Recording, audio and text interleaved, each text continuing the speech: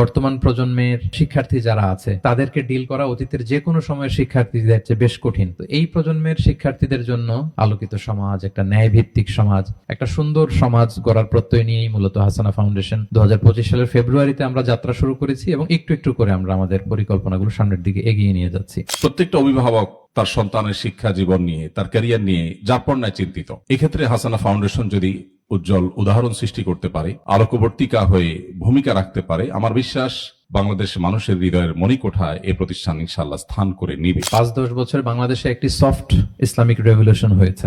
ইসলামকে জানা, ইসলাম নিয়ে গবেষণা করা, তরুণদের মধ্যে ইসলামী লাইফস্টাইল জনপ্রিয় হয়ে ওঠা।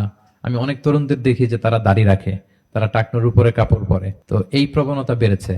ইউনিভার্সিটিগুলোতে আমাদের হেজাব পরিহিতা বোনদের সংখ্যা বেড়েছে। ইসলামী বই, ইসলামী সাহিত্য অধ্যয়নের পরিমাণ খুব বেড়েছে এবং ভালো ভালো স্কলারদের আলোচনাগুলো শুধু একজন না, একাধিক স্কলার ক্রস চেক করে কে কোনটা বললেন, এরকম জানার প্রবণতা তাদের মধ্যে বেড়েছে। তো সেই চিন্তা থেকে হাসানা ফাউন্ডেশন হাসানা অলিম্পিয়াডের ঘোষণা দিয়েছে। ক্ষুদ্র পরিসরে আয়োজিত অনুষ্ঠানটি পরিসর ক্ষুদ্র হলেও এর ওজন, এর ভারত্ব অনেক বড়।